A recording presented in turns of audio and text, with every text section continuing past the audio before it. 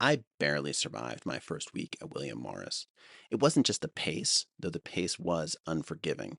You sat down at your desk at 8:30 in the morning, the phone started to ring, and the next time you looked up, it was lunch. There was also an endless stream of information coming across your desktop computer.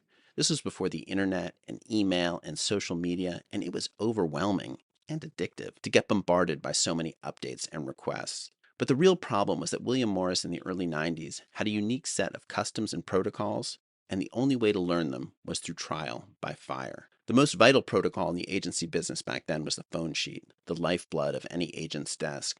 Its accuracy had to be maintained with relentless meticulosity. Who called and when? What did they want? Did we return the call? Also, what calls have we made? What calls are we planning to make?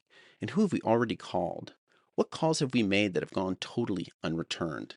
An unreturned call was an act of aggression. If Hollywood was a form of warfare, the phone sheet was the battle report. You want to understand the situation on the ground? Check the phone sheet. You want to know who's winning the game? The phone sheet was the ultimate scorecard. I was incapable of maintaining the phone sheet. Part of the problem was just the unwieldiness of the tech back then. We were using the Next computer system, the company Steve Jobs created after leaving Apple. Computer systems didn't get much fancier than this. But in 1995, computer systems just didn't get that fancy. Our computers, mine and my boss's, were networked, but to actually share a document, we had to go through a complex refreshing sequence that made it completely impractical. Instead, I would print up copies of the phone sheet, one for him and one for me, and take analog notes while we were quote unquote rolling calls.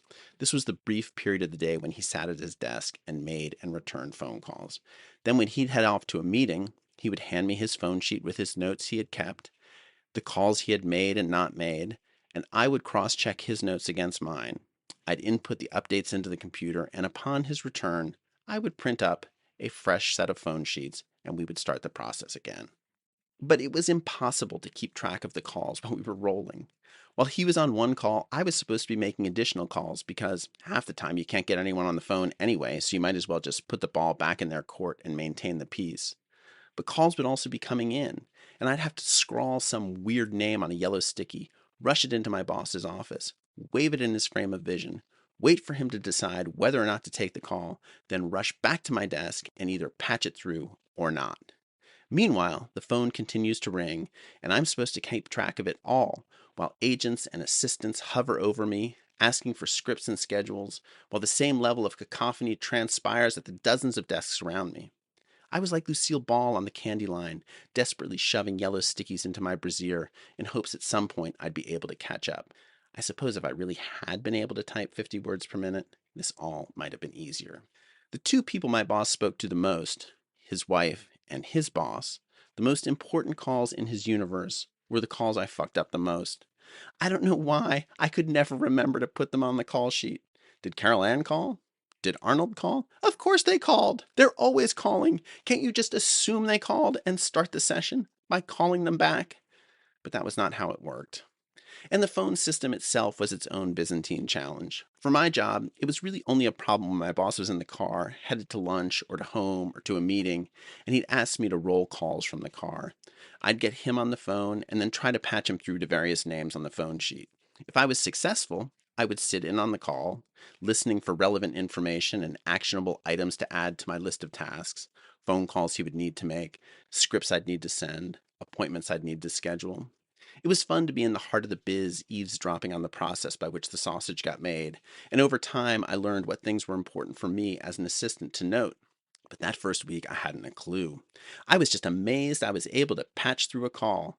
And sometimes I wasn't. Sometimes I patched through a call he didn't want. Sometimes I patched through a call while the other caller was still on the line, allowing a potential foe to gain access to the proprietary information we had. We took our business seriously. The worst turn of events was when your boss was on the phone in the car on another call, and a call came in that you suspected he might want, and you had to decide whether or not to interrupt his call, making your hitherto silent presence known. Rick, I have Arnold calling. Your boss was annoyed if you interrupted them for the wrong call, but God forbid you did not interrupt them for a call they wanted. It was practically a firing offense. The whole thing was an exhausting trial of exercising your best judgment.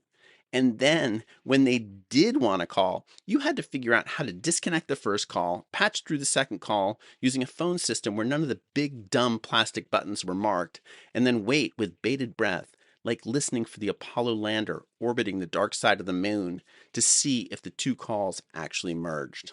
It was awful. I don't believe I made it a single day without nearly shitting my pants. And my boss was nice. Still, by the end of week 1, I could tell he wasn't happy. That initial assessment had been correct. I was too green. I didn't know the difference between the bistro and the bistro garden, the ivy and ivy at the shore. How could I guide him through his day if I didn't know the restaurants to book that were exactly halfway between Burbank and Beverly Hills?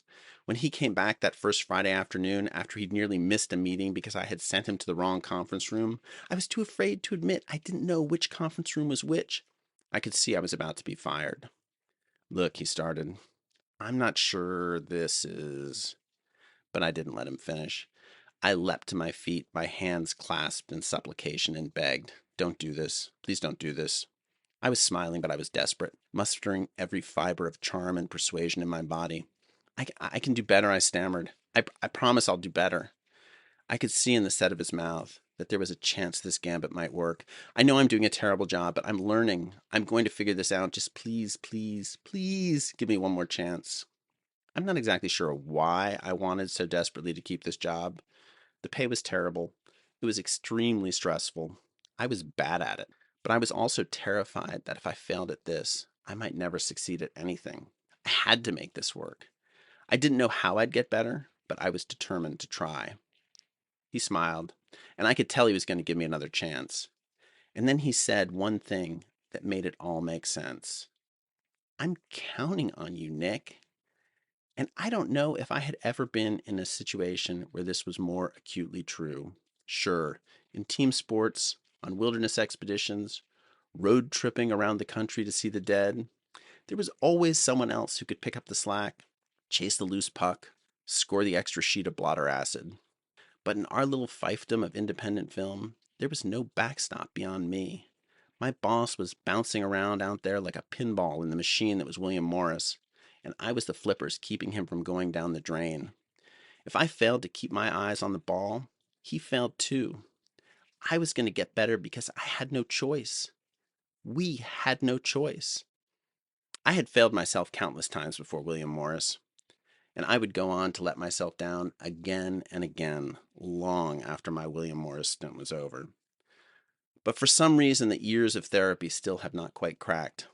I cannot bear to disappoint someone else. So I figured out how to become a better assistant.